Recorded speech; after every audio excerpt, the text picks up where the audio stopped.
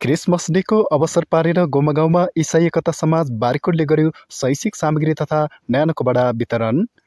बारीकोट गाउँपालिका वडा नम्बर 7 गोमागाउँमा आज इसाई एकता समाज बारीकोटले क्रिसमस डेको अवसरमा श्री विद्याश्री सामुदायिक बाल विकास केन्द्रका विद्यार्थीहरूलाई शैक्षिक सामग्री तथा गोमागाउँवासी वृद्धवृद्धाहरूलाई न्यानोकोबाट वितरण गरेको छ। शैक्षिक सामग्री तथा न्यानोकोबाट वितरण कार्यक्रममा इसाई एकता समाज बारीकोटका संयोजक गोपाल नेपाली मुस्कान, अध्यक्ष गोपाल नेपाली, सल्लाहकार दत्त बहादुर विक, सहसचिव जयराज विक, पूर्ण विक र यज्ञ विकद्वारा शैक्षिक सामग्री तथा न्यानोकोसेली प्रदान गरिएको थियो।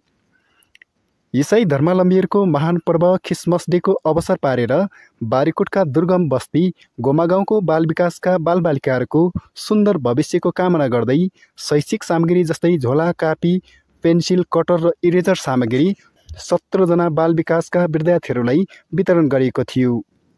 गोमागाउँवासी 60 वर्ष पुरा भएका 5 जना वृद्धवृद्धा, स्कुली स्टाफ 2 जना, असाई 1 जना र सुत्केरी 1 जना गरी जम्मा 9 जनालाई न्यानो ओढ्ने सल वितरण गरिएको हो।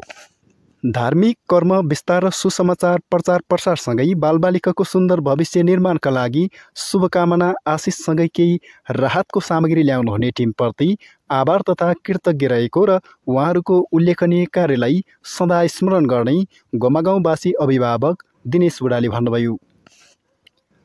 संसारको भलाइ, कल्याण र उद्धार नै धर्मको मूल मर्म रहेको इसाई एकता समाज बारीकोटले गरेको यो कार्यक्रमले सन्देश दिएको छ।